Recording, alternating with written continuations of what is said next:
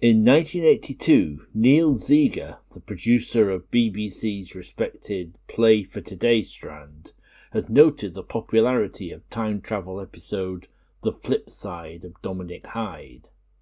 It encouraged him to create an experimental spin-off called Play for Tomorrow.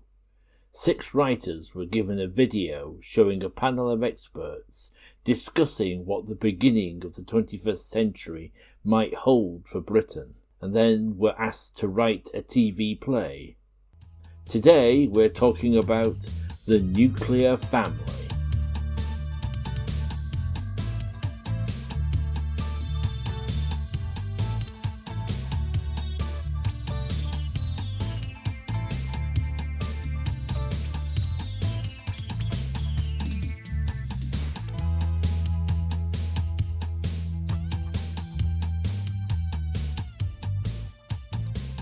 Welcome to Very British Futures, the podcast talking about UK science fiction television. The episode is part of a 6-part series looking at this rarely remembered early 80s attempt at serious prophetic science fiction. I'm Gareth Preston, and joining me in a top-secret submarine naval base where we've been sent for our own good is Mark Donaldson, co-host of On the Time Lash. Hello, lovely to be here underwater in this secret base. Oh, well, thanks for taking the trouble. I hope your ears have stopped popping now. The Nuclear Family was written by Tom McGrath and directed by John Glenister.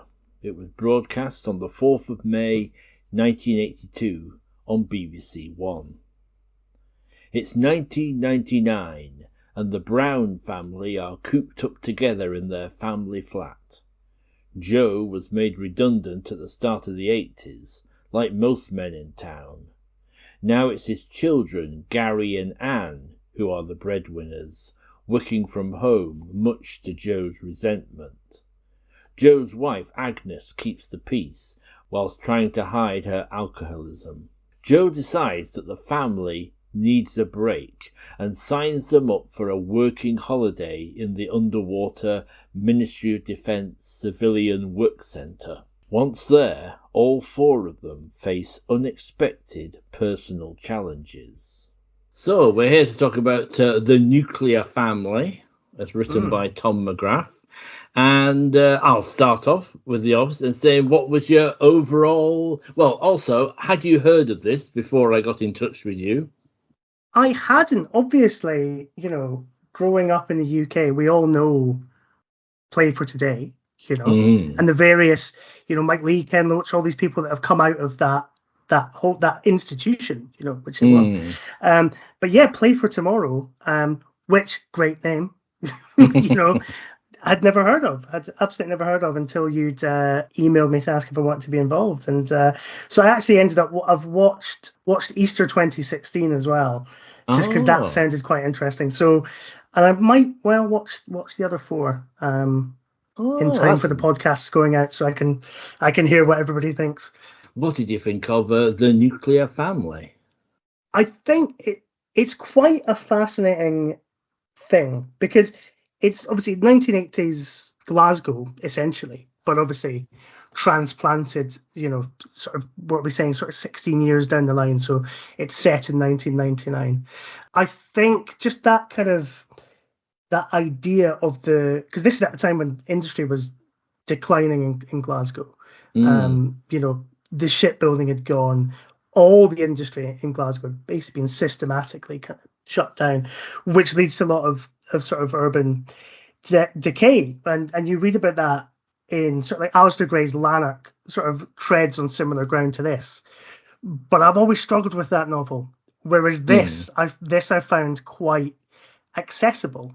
It's definitely sort of satire in terms of the drunken father who just goes to the pub and has a generational clash with his son. But then you also have these kind of really mad sort of sci-fi bits of production design, like the little separate turbo lift sort of thing that they have in their sort of little tenement flat.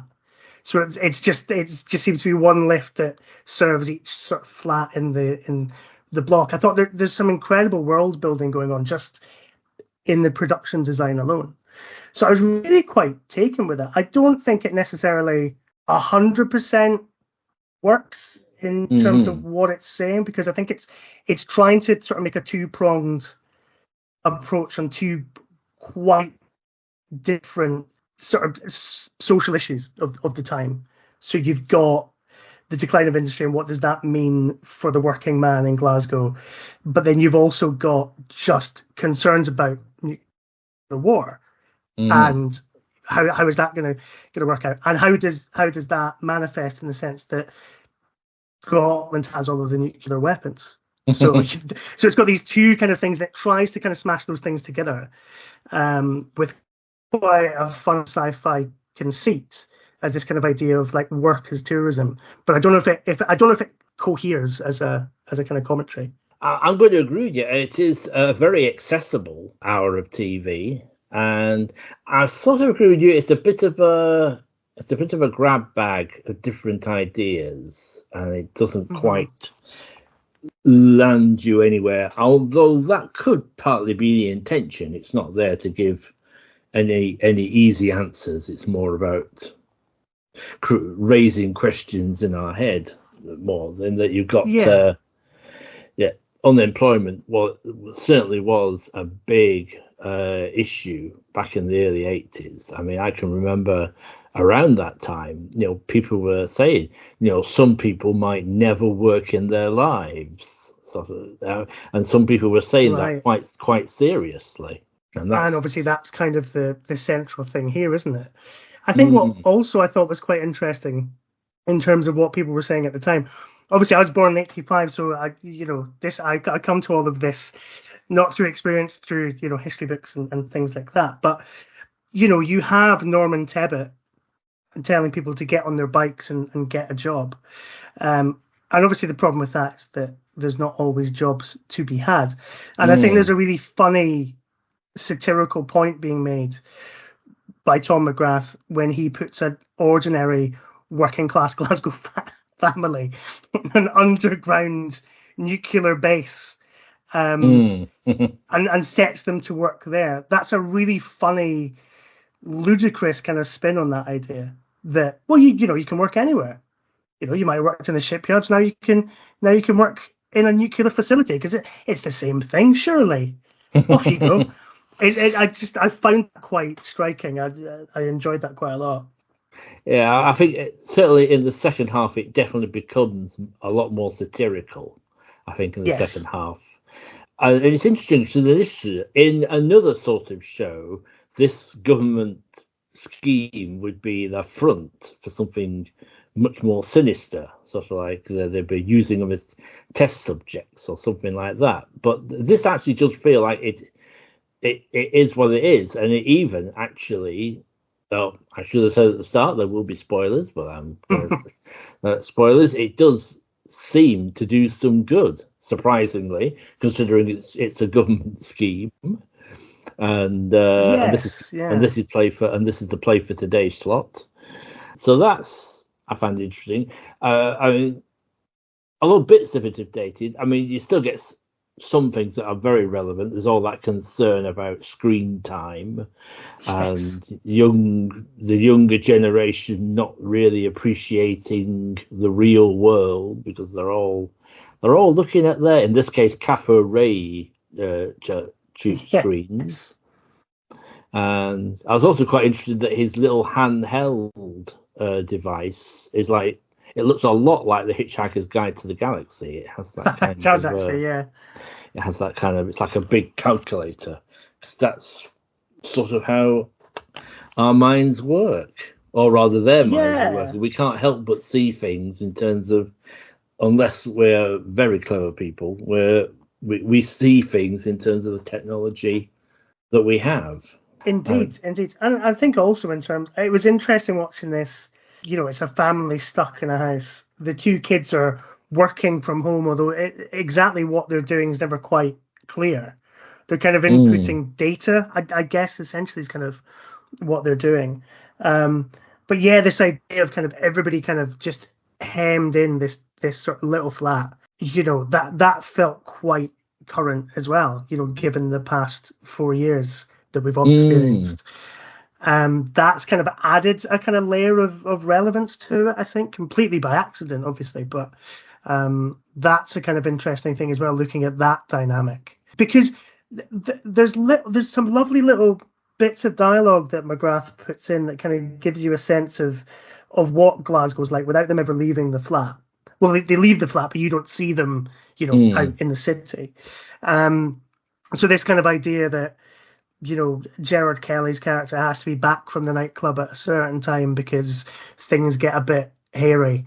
And it's kind of, it feels more than, because, Glasgow's had a history of gang violence and things like that, but it feels like something more sort of sinister. And I don't know if that's just a sci-fi setting, but that's an element of it as well. There's a really interesting bit where they're talking about holidays at the start. And they talk about the last holiday they had was when their son was born. And then they were going to go on holiday again, but the terrorists were mining the roads. And it's a throwaway comment. And it made me think of, because I think I might be misremembering this, but at the time, Scottish nationalism, it wasn't anywhere near Irish republicanism, but there was an element of, terrorism involved in that. So I was wondering if that was McGrath kind of sneakily sort of setting up a kind of, in this version of the future there was a proper attempt, a proper kind of coup attempt to kind of try and make Scotland independent, but clearly it didn't work because they're still very much working for the Royal Navy and and that whole kind of the MOD and all that kind of thing. I agree with you. I think Tom McGrath is very good at creating a world very deftly, actually, without in just using words and imagery to create. It's clear you get this in, like I say. So I can imagine this being a fairly grim sort of urban Scotland that would encourage, a more extreme sort of political reaction, and possibly I can imagine that. You also get the sense that there's only one club in the area, and there's sort of only one pub in the area. So even when they go outside, they're still living a very constrained kind of life. Exactly, everything's kind of regimented and restricted, and it's very interesting. Well, I'm going to say, it's Tom. It's that every home has its own ATM, which seems to us quite a bizarre idea.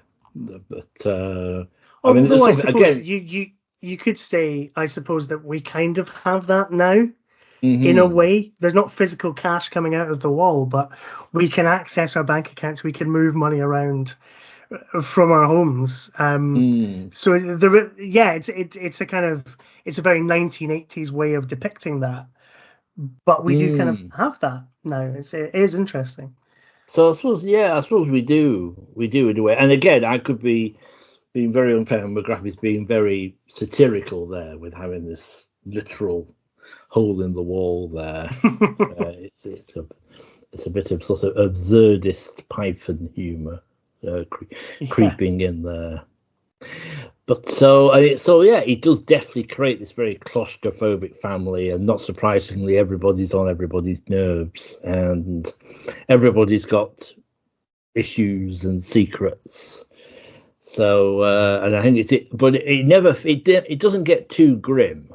No, it doesn't. It's not that kind of. I think what I liked about it was it's a depiction of a sort of hard up Glasgow family, but it's never. I mean, it's kind of bleak. The mother is an alcoholic. The father's lost his purpose and kind of just spends all his days either staring into space or down the pub. It is bleak, but also you do get a sense of a family unit, and it's not. Like, there's no violence, in a lot of these things, the father would be a violent drunk and he would come home. And yes, at one point he does kind of give his son a clip round the ear, but he's immediately apologetic about that. He immediately knows that he's done something wrong, which establishes that this isn't the way things are done in that family.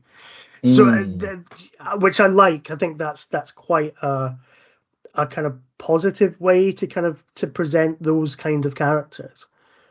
Father, sort of like who's trying to rule his family, but he's sort of undermined by everything. I mean, that's a staple of drama, sort of like for through the decades. That is sort of like Hobson's Choice and Spring and Port Wine and all that kind of ilk of productions. One of my favourite scenes is actually the holiday brochures scene, where they're sitting around the table looking at holiday brochures with the various bizarre, well, perhaps bizarre is not the wrong word, but these various working holidays, and they're all getting. And I'm surprised. The two teenagers are actually quite up for it. Yeah, it is interesting, isn't it? But then because, traditionally, I was a teenager, you were a teenager, you get to a point where you don't want to go on holiday with your parents. But I think I suppose the sort of inference is that they've spent years, decades, in this house, in these four walls with these parents. The idea to kind of stretch their legs a little bit and relive this seedy Soho or one of these other attractions that they kind of look through is quite appealing, That is something striking, that he reads out that thing about the seedy Soho, and I think there's another one that's like hedonism type one. And nobody kind of goes sort of, all seems uncomfortable about. He says it's like go on a holiday, explore the essential delights, and to the utmost. And it's interesting that nobody kind of reacts as you might expect. And then off they go via a bit of stock footage under the sea. Yes. And we meet the two other main sort of characters in it, and Sergeant Smiley. Be careful how you pronounce that. And able-bodied Andrews. Yes, which is a very carry-on, especially sort of in terms of how that character plays out. It's a very kind of carry-on character name, or a James Bond sort of Bond girl kind of name. Definitely, yes. But I'm glad actually they acknowledge it. One of my lovely lines, I love Russell's line is, "This is able-bodied Andrews, and very able-bodied she is too." Yes. As you can see. And I'll get on to performances in a moment, but I'm particularly fond of Sergeant Smiley. Yes. Got to be careful on that one. He's very good. And as I said earlier, to me the whole play now becomes a bit more satirical now, and a little bit more absurd as they work, and we get all that sort of vintage nostalgia music. And there's a lot of kind of working day montages and things like that, aren't there, where they're kind of doing these either fairly standard menial tasks or utterly ridiculous tasks, like brassoing miniature nuclear bombs and things like that. I mean, it slightly leaves it ambiguous, so you never really know, is this genuine work or is it kind of made up work that they're doing. Because that's interesting, because there, as you say, by the end of it, there's a kind of restorative quality that it's had, and I think the point McGrath's kind of making, certainly in terms of the working thing, is that it's not always easy to just say to people, go out and get a job. These people who have lost, who've been working on the shipyards in Govan or places like that have then been shut down. That was their whole life. That was their, what do you do after that? How, you can't just start from scratch and do something else. The father has that thing where he says, I tried to work in a pub, I was too clumsy. I tried to go into business for myself, but my business partner scammed me and took all my money, because he doesn't know anything else than what he did. But the way that this holiday where they're doing these jobs in this sort of submarine base, kind of reinvigorates everyone. It kind of gives them a purpose. Mm. Even though it's kind of insane and nobody really knows what the purpose is, it does give purpose. And I think that's the point he's making, is that it's not work isn't enough. It's got to also have some kind of purpose for people and give people some kind of stability, because otherwise, the way our society is built is that, we kind of need jobs, right? That's kind of how it's all built. And when you don't have that, you kind of go to pieces. So yeah, it's really interesting once it gets into that section. And you're right, that ambiguity as to whether any of this is actual work or if it's part of some kind of very bizarre wellness retreat that kind of restores everybody. It's never quite clear. That is true. I think he is. I think you've put your finger on it. I think it is in some ways it is in praise of sort of like the dignity of work at some level, even though it's kind of slightly absurd and it's dressed up and they use all this kind of 50s nostalgia around it.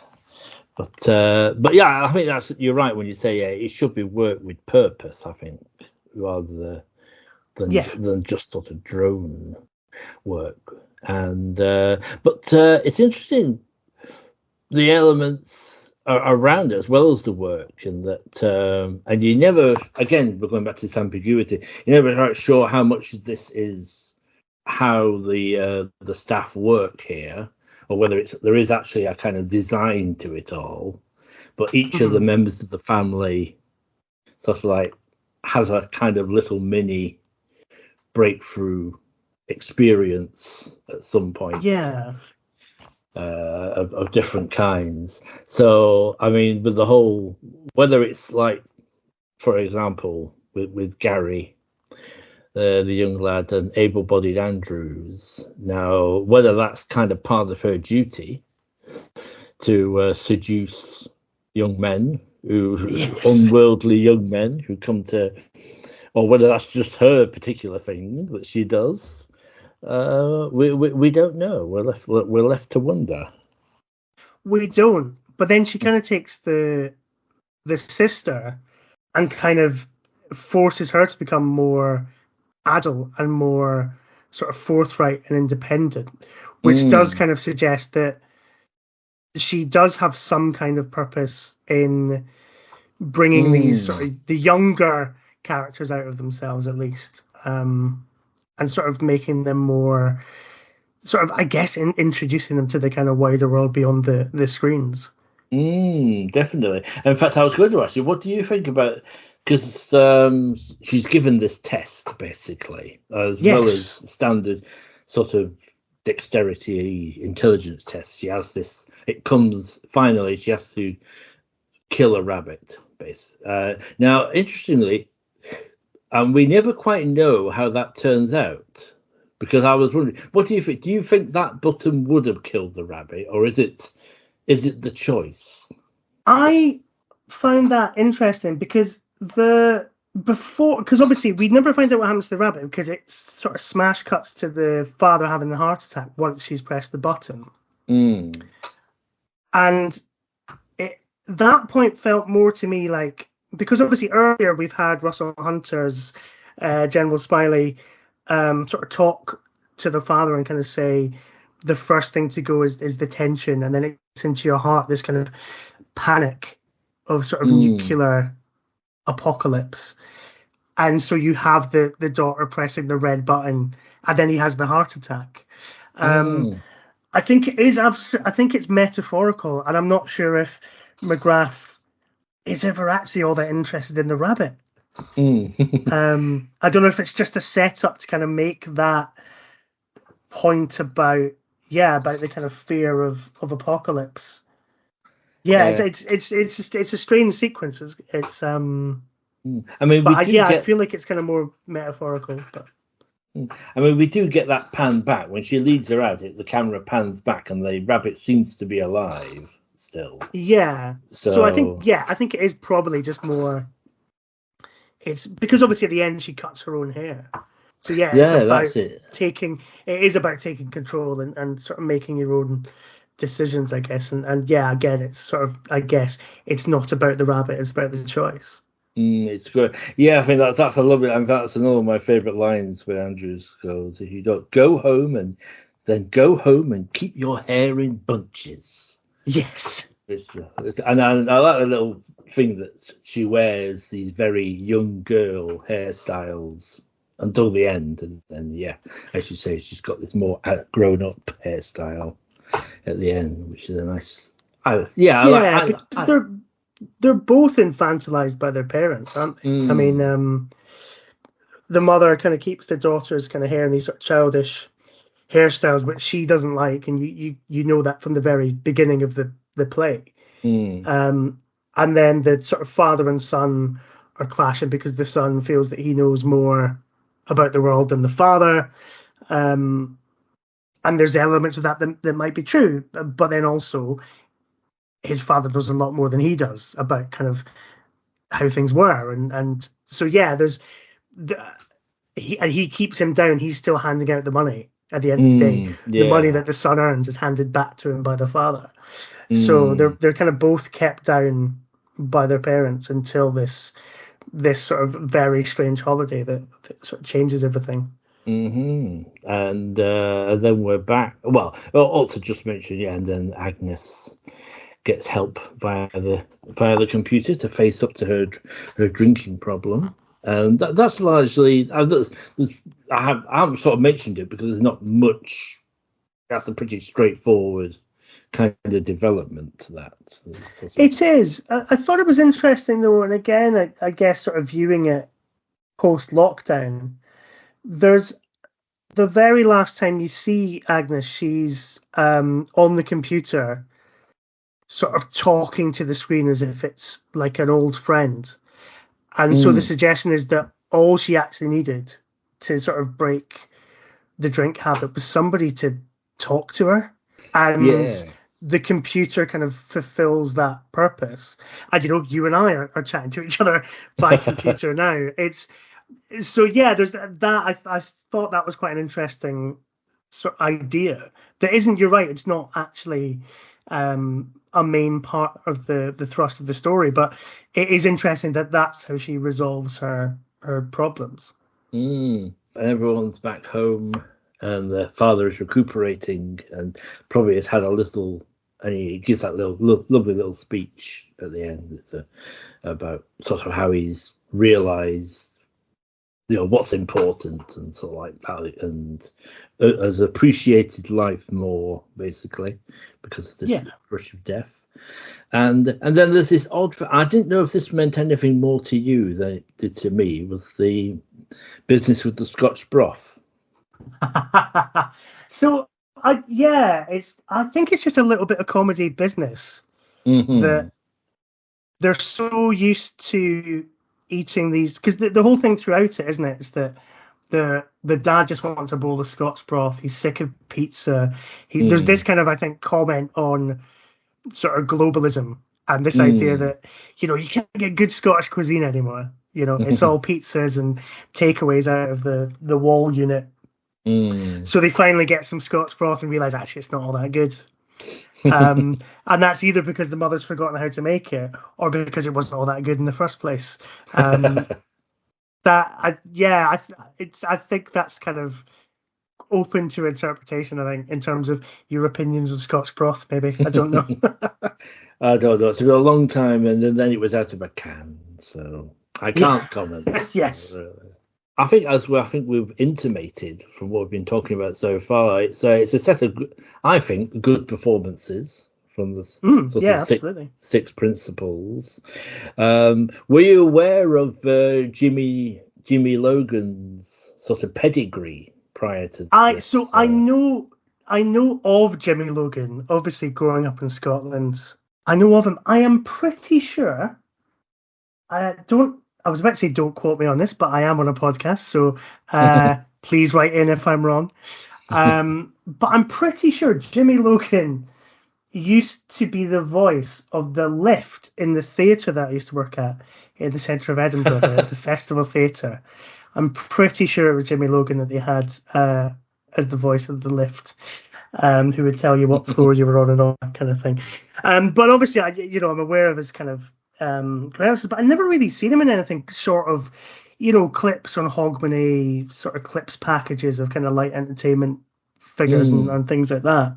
For them to go, oh, this feels like a kind of a different thing for Jimmy Logan to be doing, I did a little bit of a background looking into Jimmy Logan, who plays Joe, just in case I've not made that clear to people listening, the head of the household. Back in the sort of early days of television, he was kind of the first Scottish TV star, basically. Yeah. Both had his own show on both ITV and BBC, and was a big fixture in the theatre. And later on, sort of, once Music Hall and the whole review sort of era came to an end, then he transferred into more straight acting like this, as he's doing here. And by all accounts, very well. And he gives a lovely performance in this one. He's got a great voice, as you might expect, of someone who's been a comedian and a singer.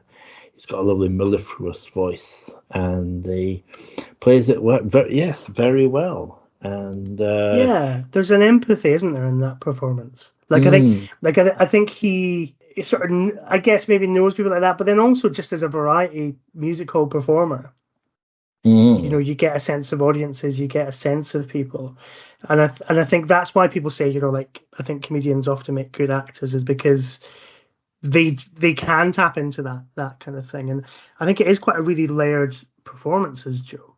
It's not the kind of stereotypical jaded out of work father that you might expect. So there's some nice bits of poetry in his soul, I think so. And against him is his son Gerard Kelly. I think does a good job with a character who could easily have become very annoying, because especially in the first half. It's interesting with Gerard Kelly, because I'm just double checking my dates on this, so just bear with me a second. But obviously, his character in this is he's a young man. He thinks he knows everything. It's very similar to a character that Gerard Kelly plays in the BBC Scotland sitcom City Lights, which was 1984 that started. And he plays in that a kind of young guy who he wants to be a writer, but he works in a bank, and he's a fantasist, and he lives with his girlfriend, but she's kind of getting fed up with him, and his mother is still quite a domineering force in his life. So it was interesting to watch this and kind of see this kind of proto version of that sort of much loved character that he would then go on to play and become kind of a household name off the back of. Yes, I think he does a lot of good. He's got some lovely delivery of his lines. Going back to his scene with Andrews again, when he says, "Well, I've seen some pictures in a book, and one porno," which I thought was very nicely delivered. Yeah, like that.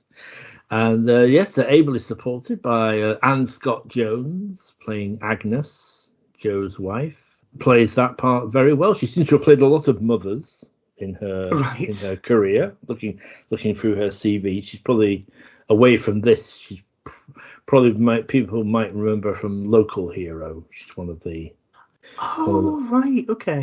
She's one of the villagers in that, and she's fine. And she again taking on this little journey of this alcoholic, and then becoming increasingly stressed once she's forced to go dry. And there's also a lovely sense of nostalgia with her character. She's always talking about the past, but not in a kind of things were better kind of a way, more in a kind of she's trying to kind of live up to the women that raised her.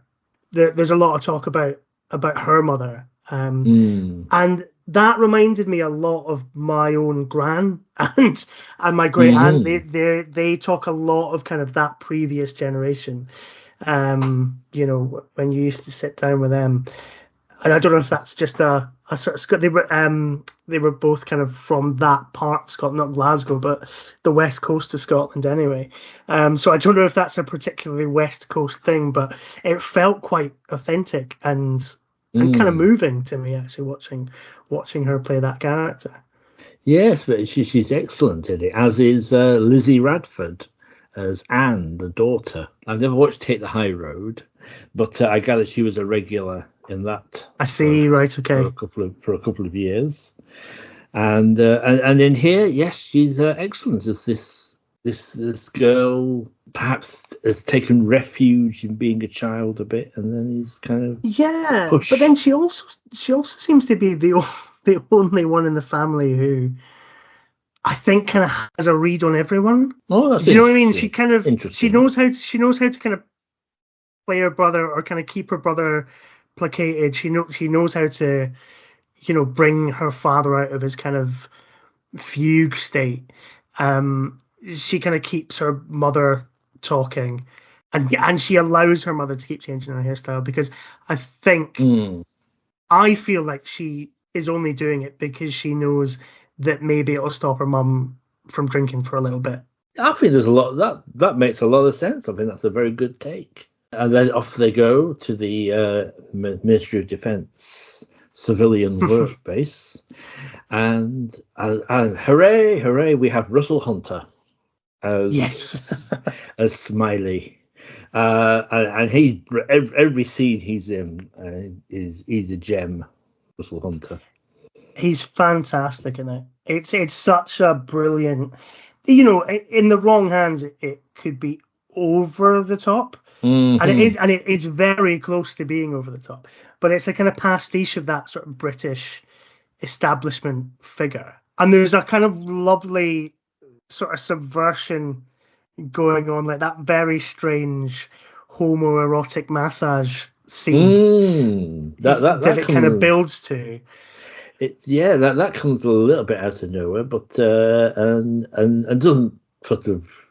Oh, it's a nice scene. I mean, it doesn't go anywhere as far. Yeah, it's a funny one because it's him and Joe, the father, kind of talking about tension and that kind of thing, and it just gives way to this kind of massage. Just as you think it's a metaphor for nuclear panic, and Joe's not that bothered because he's got other things on his mind, and also he's lost his purpose so much that the prospect of a nuclear bomb falling on him doesn't really bother him all that much. So you think that's kind of it, and that's it, done with. That's what the conversation was about, and then we cut to Smiley kind of trying to, I guess, untie some of those knots in Joe's very weary shoulders. I get very strange. Yeah, I get the feeling that's kind of his thing, really. And yes. Maybe sometimes it's reciprocated. Maybe not. With some other people. I don't suspect with Joe. I think Joe's too obtuse, I think. Yes. To pick up on it. But that's a good scene. And Sarah Thurston as able-bodied Andrews, who I'm interested to see. Looking at her CV, she's gone on to play a lot of authority figures. Oh, that's interesting. That's it. A lot of sort of judges and magistrates and teachers, and which you can see in that she has fun with that kind of dominatrix sounds too. Yeah, I was thinking that, dominatrix isn't quite the word, but it's the first word that comes to mind. But I think that because I'm going back to kind of what I said about her role being maybe to kind of bring the younger members of the family out of their shell, you can see how the kind of dominatrix character that she kind of plays towards Gerard Kelly's character. So she's kind of standing on the whatever, I can't remember what, but she very clearly sort of puts her boot down on something to kind of emphasize her kind of power over him. And the way she talks to the daughter, it's quite a nuanced performance. She is very good at it. Generally, as a production, and this is something I've felt watching quite a lot of these Play for Tomorrows, is it feels quite theatrical. in some ways. And it's interesting. I think the writers that they approached to do this, and most of them did come from a theatre background. I think and that shows in their episodes. I can imagine putting the nuclear family on as a play without too much difficulty of translation, really. Yeah, you could do that quite easily, I think, couldn't you, really? Because it's very dialogue-based, small rooms. And so, yeah, it does feel, to some extent, like a televised play. Generally, but as you said, generally, I would say a good sort of like production within its sort of studio-bound choice setting. Oh, absolutely. Like I've already said, I think the production design on this is really good. That kind of, it's not the Jetsons, but there's enough kind of futurist additions to kind of what looks like a kind of standard kind of Glasgow flat, to kind of give you this kind of, vision of the future, as it were. That's it. Well, I think we can come to the summing up. I think really thinking about if you've been listening to us so far, I think you've got some idea what we're going to say. I would say at this point, but would you like to be sort of summing up your feelings about the nuclear family? Yeah, I think Tom McGrath's script grapples with this kind of decline of industry. It touches on the kind of explosion of youth culture in Glasgow, which something we haven't quite touched on, but all the music that was coming out of Glasgow at the time, you kind of get a hint of that with the Sun and the nightclubs and all of that kind of thing, while also having this undercurrent of nuclear panic and this idea that war and technology are intrinsically linked, and that you need something to keep people scared. That's kind of what this sets itself up as, but it becomes it's something else entirely. But there are still moments in it that I think tie into that thesis. I absolutely adore the bit at the start where Agnes is watching the news and she just goes satellite bumping. What will they think of next? To kind of talk about this kind of conflict between Russian and American satellites. I think that, to me, I feel there's not enough Scottish science fiction. And I think this gets some way toward the kind of thing I'd love to see more of, with maybe a bit more money behind it, a bit more time maybe to kind of tie down the themes, or, spread it out to a couple of things, so you can have one episode that deals with the sort of decline of industry and one episode that deals with the fact that all of Britain's nuclear weapons are stored in Scotland, and what does that mean for the future of Scotland? I feel that this tries to do both of those things and kind of stumbles its way through it. But ultimately, I think it's a really noble experiment, and I'm really glad you gave me the chance to watch it. Oh, I'm delighted. I'm delighted to hear it, and I would agree with a lot of that. I think it's a play that takes on quite a lot of different ideas, and it doesn't quite kind of bring it home or sort of tie it all together by the end. But it's well worth taking the journey. I think that sort of background of 80s Cold War paranoia. I mean, I can certainly remember that I was in secondary school, sort of like when this was, and I certainly can remember that Cold War dread. Oh yeah, I can imagine. In always there, and also this idea as it sort of that it's in some way it is to government's advantage and big businesses' advantage that dread is kept. It's a useful lever for us. So that's kind of and then on top of it, there's this other story about the dangers of too much technology and sort of like disconnecting us from each other and things like that. Although some things haven't certainly come true. I mean, there's still plenty of physical work to be done. In fact, that's the problem, isn't it? Now that we don't have quite enough people to be doing. Yes. Although whether the government will bring in compulsory working holidays for everybody. So, we shall have to wait and see on that. And I think that's something else that's coming out of watching these Play for Tomorrows. It would be great that if there was a slot to do something like that. To some extent, I suppose there's Black Mirror is a bit in this kind of area. Yeah. But even that is a bit hamstrung in that it's a bit limited. It always has to be about the media in some way, generally.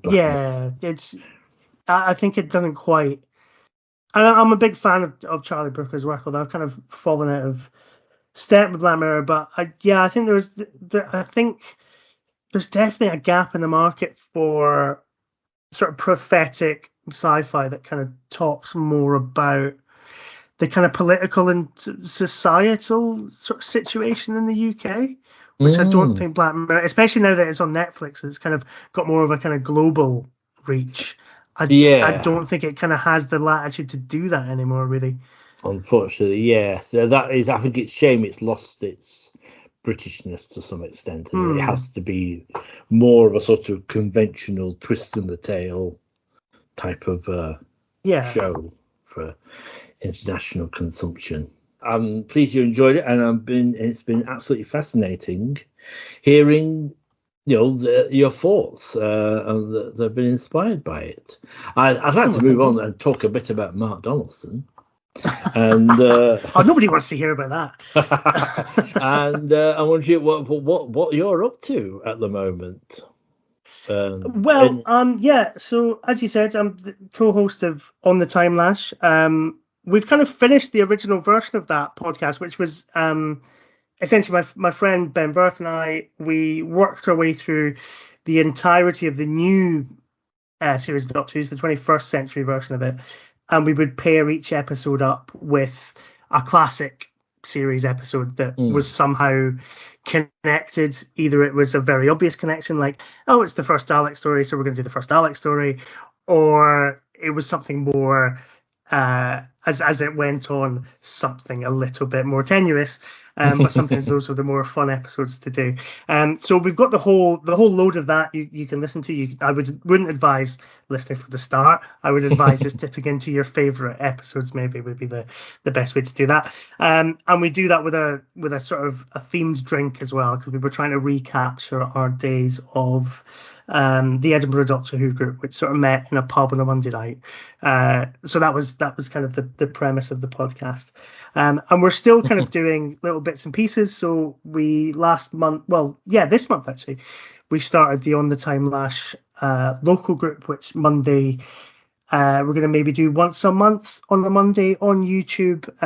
Anybody's welcome to come along and join us in the chat. It's just a kind of like monthly hangout where we talk about Doctor Who or science fiction or whatever. So we're kind of doing that at the moment. And I'm a freelance writer that writes about Doctor Who and Star Trek and film and television. So if anybody listening wants me to write about stuff, get in touch. That would be great, because I've got bills to pay. And there you are. You have heard the quality of your analysis out there. So there you are. Whether that will do any good appearing on this podcast, I do not know, but I'm sure it will. Thank you very much for coming along and being a guest. So thank you for having me. My pleasure. Very British Futures is hosted and produced by Gareth Preston and featured guest Mark Donaldson. Music by Chattery Art. I hope you enjoyed this episode. For more information on this and the rest of Play for Tomorrow, visit our website at westlakefilms.uk/verybritishfutures. Please leave a comment or rating, always interested to hear from you. You can also follow the podcast on X/Twitter at FuturesVery or our Facebook page. This has been a Phantom Frame production.